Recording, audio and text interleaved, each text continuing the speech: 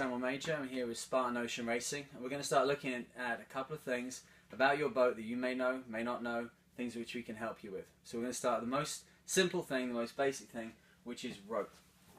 Particularly storing rope and coiling rope, which supposedly we all know about, but there seems to be a slightly different way that the pros are doing it than happens on everyday boats. And I wonder what the difference might be and if we can show you that difference.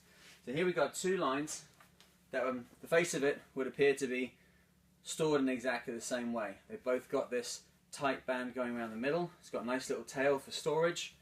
The loops are in pretty much the same length, so it all looks good, but there's one very, very important difference. This rope's folded, this rope's coiled. So what's the difference? If you look at this rope now, take off the gasket, unwind it. The rope goes round and round and round in circles. This is the standard way of doing it, the way it's been done for hundreds of years, and what people are expecting when they're dealing with a rope on their boat. But this creates massive problems. If I start to take the line off here and pull it directly out from the coil, we can see already there's this kind of pigtailing going on in here. Each one of these represents a quarter turn, which when the line is taken straight off the coil, straight onto a winch, straight into a block or something, and it goes up the rig and out of sight. On here we've got like, what, 30 or 40 turns? That's 30 or 40 quarter turns, which adds up to a good couple of twists going up your rig. And it's every time you coil it in the bottom of the boat, that then passes those turns up the rig. So this one's coiled, has a little problem with it. The solution here is folding. So this rope, we take off the gasket, same as the other. What we look at when we get it undone is that the rope is folded into two halves. Okay? When this rope was put into this storage, it was folded on. You see how it's on one side and it's on the other side. So every quarter turn which was put in over here, perhaps as the rope was laid onto the hand, is then cancelled out by a quarter turn going the opposite direction on the other side of it. So why does this happen? Back in the day when we had old-fashioned ropes, we had those hawser laid lines. So 3 strands of line, each individually turned, and then in a rope walk, making huge long lines of rope, somebody would be twisting those 3 together, like rolling them around each other. The problem with that was that when it was in storage, it had to be given a clockwise twist as it was being laid up. So in it goes a quarter twist here, and that would keep the lay of the rope together. So we kept doing that even though rope technology changed. There's my quarter turn, keep a nice straight loop, another quarter turn, a little bit more of a turn required on that one. There we go. Keep the length of the loops the same so that the bits don't pass backwards and forwards to each other. And round and round and round you go. Now on an old-fashioned line, this would be perfect. And those lines are still used now in docking and all sorts of positions where you need a lot of stretch.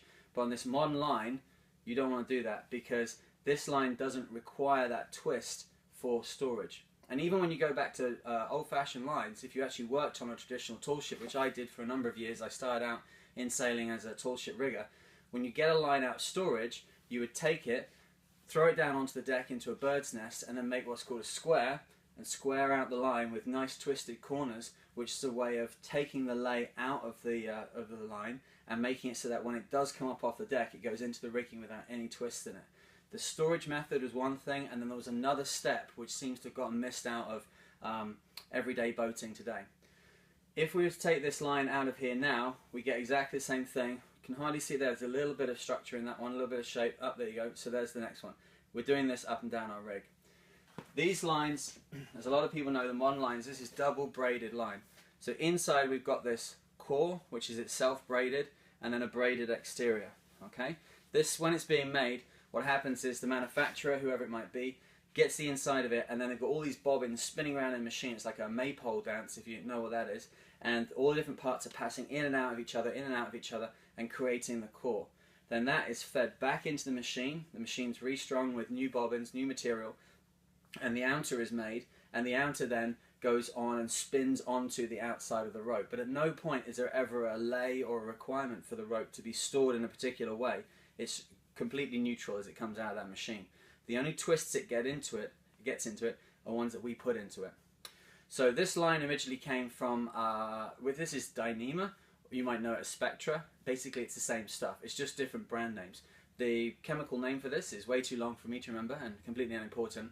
But basically, I think it was the 50s or the 60s when they were mining, diamond mining in South Africa. The pits were getting so deep that the cable going across the pit head, its own weight was snapping it. So they started to realize they're going to have to come up with something with a much higher strength modulus, ratio of strength to weight, so that they could actually have their carriages down there at the bottom of the pit and bring up meaningful amounts of people and meaningful amounts of rock. So they came up with this stuff, which we now know either as Dyneema if you're European, or Spectra if you've been brought up in North America. It's exactly the same stuff. Its characteristics are that it doesn't particularly like UV, it's very slippery, and you can't tie hitches or knots in it, you can't jam it in a clutch very easily. It's very furry. If you get it in your hands, you know that it kind of comes apart, like filaments of it, and it gets caught up on everything. But it's extremely strong. The thing with the sheath, with the outside, it's probably just polyester, or you might have a Kevlar mix or a Dyneema mix or something else, but its specific job is to protect the core and to allow it to be grabbed into clutches and to protect it from UV. So the two things are working in tandem with each other. The center though has 90% of the strength, and that's what it's all about. Okay. So this line though, fantastic though it is, and a great job it does on our boats holding these huge loads that we have these days, needs to be stored in a particular way. It needs to be folded. So let's have a look at that now. We've got a line just down here on the floor. So as it comes onto the hand there, you make whatever's going to be the length of the coil. Take it, and on the opposite side of your hand, put the similar length loop. Go on to the other side of your hand and start making regular sized loops. And still in the same tradition from tall ships, from the older style boats, they're the same length, and that means the bits can't pass through each other, and you get a nice finished neat item at the end of it. And on it goes, making sure only that you lay the rope on without adding loads of extra twists to it. Whatever goes on one side should be cancelled out by the opposite movement on the other side of your hand, but really it doesn't require any brain power at all. Get the thing. So we've got a nice long tail, we've got a couple of meters there. Take it down and wrap it around itself, and then importantly, as this bit comes in, it goes on top of the bit you just laid up. So it comes, you come from folding it, wrap it around the back, and then cross itself. And then wrap around, going back up the rope, crossing over the bit that just came off the fold. The reason for that is that it holds it tightly in position. So round and round and round it goes. Then we get to, guess this amount of tail, about a meter. You've got 3 or 4 turns on here. Grab this part, pull it through the head of the rope here, and fold it over the top. Now there's a couple of different ways that people use for finishing off the coil. This is called a storm gasket, and I take this from years working up the yards on tall ships. The other way of doing it, we've got one here. Oh, we can make one easily enough. Okay. The other way of doing it is where you push the end of the line through here, which is exactly what we just did, and then just bring its tail through itself, and it hangs from the top. This is essentially the same. There's no great difference. We can see there's a kind of line snaking its way up here, and that's definitely a place where tension can start to be lost in this bit, the securing part. The difference is the storm gasket comes from a very long tradition. The one thing about sailing we know is that there's nothing new in sailing. 5,000 years of history has got us down to a point where there's a way of tying something that really works and a way of tying something that kind of works. This way comes from the old tall ships where you've got the yard at the top and you've got the big square sails. When they're brought up into storage, they have to be secured up there, of course, and they're secured by gaskets, long lines, which are hanging off the yard. You go up there with your mates, bring up all the sail, and then reach around underneath, get the gasket, bring it up, and put it through a little loop on itself and secure it. When the sail's dropped out of its gear, that line needs to be stored, and it's stored like this. And the reason for this is that this is completely stable and secure on its own, whether it's tied onto something or whether it's not. It's secure. So if you're down inside the boat, you get the line off the storage place in your boat, the line or whatever you use, bring it out onto the deck, you leave it for a couple of hours and it's rattling around, it's still going to be completely okay. The problem with this guy is that, yeah, when it's in storage it's fine, but as soon as you get it out, that hitch at the top is going to start moving around. You've got a lot of slack gear on the side here, and within a little while the whole lot inside here is going to go loose. So if this is not used immediately, it starts to come apart.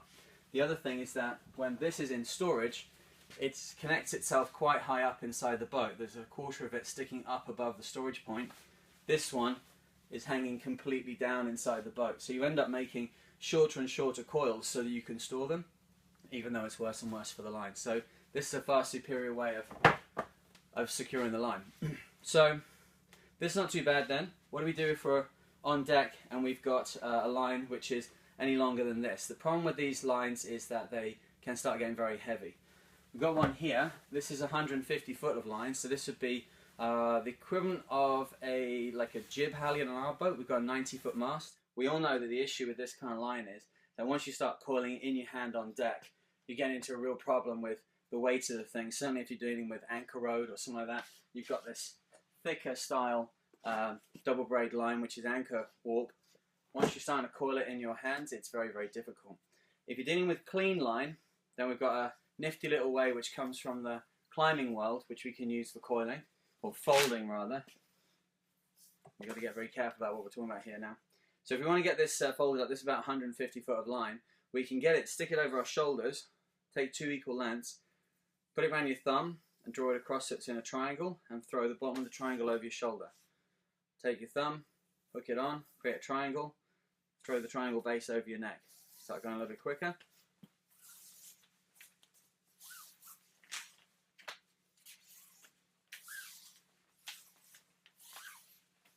So you don't want to do this with clean lines.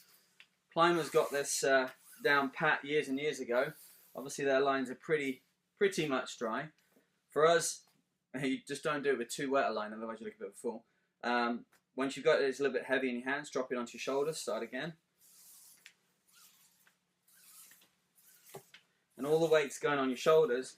And the good thing is that if you were to fall or stumble or even go over the side of the boat, all of this obviously is quite easily removed from your shoulders. You're not wrapped into it. Finish it off. Leave a good metre or so hanging off.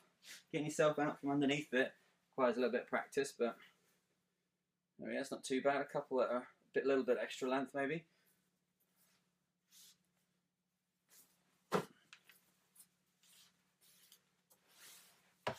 Wrap it around, 3 or 4 turns, pull nice and tight, and then take this bit, shove it through the centre, put it over the top, and draw it up tight. Okay, so the whole line's in storage. It goes a little bit long, but I'm forgiven for that. Nice and easily done. Now the cool thing about this, the other thing we haven't discussed here with this line, is that what it allows you to do is that when you bring the line out of storage, you can use it immediately. If I take this out of its gasket, I did make this one tight. Take this securing lines off. Okay. It immediately comes out of that into 2 halves. We can take those and chuck them. I'll put it on the desk here. Alright, imagine chucking that down on the cockpit floor or something. As the line comes out of here now, there's no twists in it at all. So whatever line's up here should come out of this twist nice and easily. Kind of helping it a little bit because otherwise it's going to fall off the bench. But if you're pulling it up with gravity, this is coming out and there's no twist in any of it. See, it falls in a nice even curve. And this should come straight off of here, however long it's been in storage, without any, here's my sunglasses, any twists in it at all. Okay, so if that's going up the rig, that's going to be nice and easy. Now on our boat, we have 2-to-1 halyards. The halyard's secured at the top of the mast. It comes down round a block, which is on the top of the mainsail, goes back up through a sheave, down inside the mast, and then to the cockpit. And what happens if you don't work with the line in the proper manner, if you don't store it in the proper way, the twist that you impart into it by forever wrapping it round and round in circles, they go up the mast and then they start adding up at the part where the line is secured to the rig. And when you do go up there as a rigger in the end to look at it, the main halyard's got like 20 or 30 twists in it, which of course is just begging to twist around the block when the mainsail is fully hoisted and just stop the mainsail from coming down. And that's where, in the description for this, where I'm saying dangerous jams aloft, spinnaker halyards, jib halyards, mainsail halyards, getting twists in them and then twisting themselves like this and jamming aloft is just nightmare territory. So I did the Velux 5 Oceans race with the Open 60 there.